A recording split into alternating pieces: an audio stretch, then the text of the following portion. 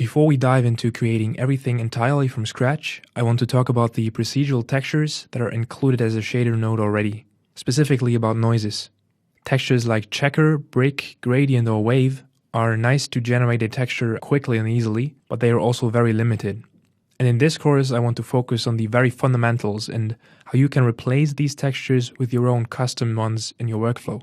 You will see that some of these textures are easily recreated using the methods that I'm showing throughout this course, and personally, I find it to be more convenient to build my own custom textures with exactly the functionality that I need. No unnecessary overhead and no missing features. Procedural textures that I do use all the time though are noise textures. They expose random functionality that is very useful for procedural texturing and much harder to achieve using only the other shader nodes. Noises are the easiest way to introduce some interesting variations and more organic base patterns into procedural shaders. But there could be a whole different course only about the different noise textures, how they work, when to use which one, and all the different ways to combine them. Here I want to outline the basics and show a few examples of how to use different ones in the example seen later on. The noise simply titled noise texture is based on a Perlin noise. That is a very basic but extremely versatile noise texture to get organic patterns that look random. Besides the scale of the overall texture, you can control the detail level of the noise. To see a bit better what that does, let me just plug in the x-coordinate into the vector input. Now we see the profile of the noise along one axis. And as I increase the detail parameter, the size of the peaks and valleys gets smaller, but the overall shape stays more or less the same. That is achieved by using another Perlin noise with a different scale for each level of detail, called an octave. Knowing that, it should make sense that this parameter drastically influences the performance of the noise texture node. So try and make it only as high as necessary. As you can see here, putting it as high as the maximum of 16 has only a marginal difference compared to half of the levels of 8. That is as far on a technical level as I want to go here, but it can be useful to have an idea of how these things work under the hood. Then you have the distortion parameter that warps the texture and gives it a little bit more of an interesting and less regular look. Blender has changed a bit since initially making this video, so I quickly want to interject and talk about the roughness parameter that the noise texture has now. It is a measure of how much influence each level of detail has on the texture. So if I drag the slider all the way down to 0, the detail has no influence at all. And if I drag it all the way to 1, each level of detail has the same importance, and that makes everything look less smooth. This is a very nice functionality to adjust the ratio between high and low frequency detail. From the outputs, we have been looking at the simple value map, but the node also returns a color that gives you essentially just 3 different Perlin noises in the container of a color output. It is interesting to note that the red channel of this color is the same as the value output FAC. And if you use the color to drive a value input, remember that the luminosity is used for the conversion, which creates a different noise and might not be what you want. As you can see in the profile view of the graph, the values that this noise creates range between 0 and 1 and are centered around 0.5. Most values are around the center and only few are close to 0 or 1. So keep that in mind when you're working with the noise. The regular Perlin noise is the go-to noise to generate variations and organic base textures procedurally, and it can be used to achieve a very broad spectrum of looks. In the example scene, almost every one of the shaders has this noise texture incorporated in some way, either as a base pattern itself or just to support other structures by including a variation. Voronoi is another very useful type of noise that looks entirely different from the Perlin noise that we've seen.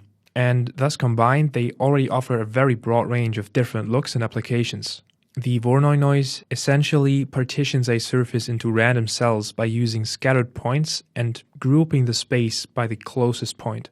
The texture node offers a couple of useful outputs that have different applications. The distance to the cell's origin point, a random color output for each cell, and the position to each cell's origin point based on the input coordinate map. There are a bunch of useful parameters to choose how the cells are defined and the texture is generated. I'm not going over all different combinations of settings. There is a lot to play around with. Some settings that I do want to point out though are the Smooth F1 option to soften the edges of the cells, which makes the texture much more organic. And then the Distance to Edge option, which sets all the cell walls to 0, enabling you to isolate the edges. Using the randomness slider, you can always dial in how randomly these cells are distributed, leaving you with simple cube or square-shaped cells. Naturally, the Voronoi texture is useful when you want to create some sort of cellular texture, like skin and also for structures like cracks. Just as the noise texture node, the Mosgrave noise is based on Perlin noise, but it has a lot more parameters, which makes it both highly flexible but also more complex to handle.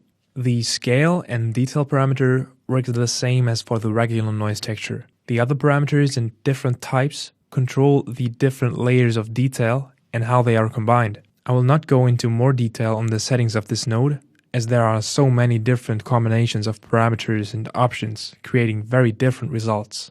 If you are interested in the actual specific function of each of these parameters, I recommend looking them up in the Blender manual page. The main use case for the Mosgrave texture is usually generating terrain, but due to its high flexibility and fractal nature, it can be used to generate a broad variety of noises. For example, just a specific high-frequency noise. The white noise texture is a noise texture that is more a functional node than it is an actual texture. What I mean by that is that it returns a different random value for every possible input, and there is no connection between them whatsoever. That is different to the Perlin noise, as the Perlin noise is not totally random, but rather still has smooth gradients. So just using it like this, with an actual coordinate map as inputs, does not really make sense.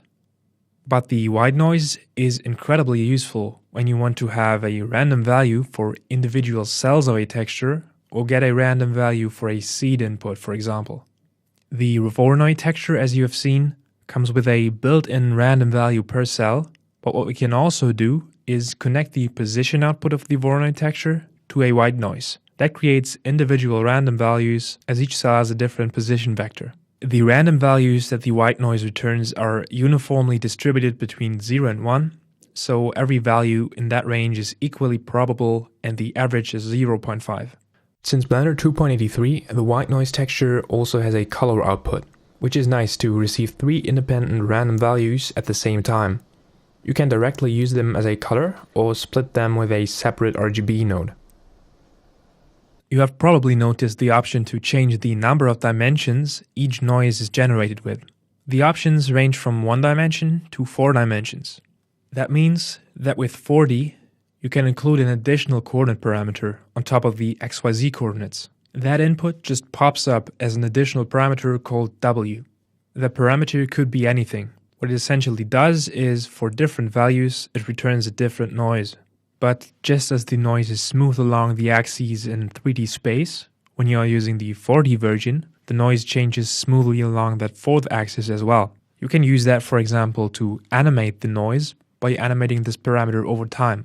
But in general, nothing is special about this 4th dimension. It has just the same properties as each one of the 3 parameters contained in the vector input. That is an important thing to point out here. Going into the other direction and decreasing the number of dimensions to 2 just ignores the z component of the vector, and on the 1D setting, the coordinate input is reduced to only the w. Using only a 2-dimensional texture version for a surface can be beneficial, as I pointed out earlier. For example, with a Voronoi texture in 3D space, it is impossible to achieve evenly thick cell walls, as the points used to generate the texture can be spread above and below the surface, and generate these artifacts. So switching it actually to 2D allows for these nice, evenly thick edges, because now all points are sitting on the same level. Of course, that only works with a 2-dimensional coordinate map, like UVs or a flat XY plane like this. One last thing in general about procedural noises. Although they are giving a random impression, on their own these noises have a very distinct look, and they still have to go a long way to look natural to make up a realistic shader. The trick is hiding that a texture is procedural, and that can be difficult. What I recommend is to combine multiple noises to achieve what you're looking for, and I will show a couple of techniques to do that throughout the following chapters of this course.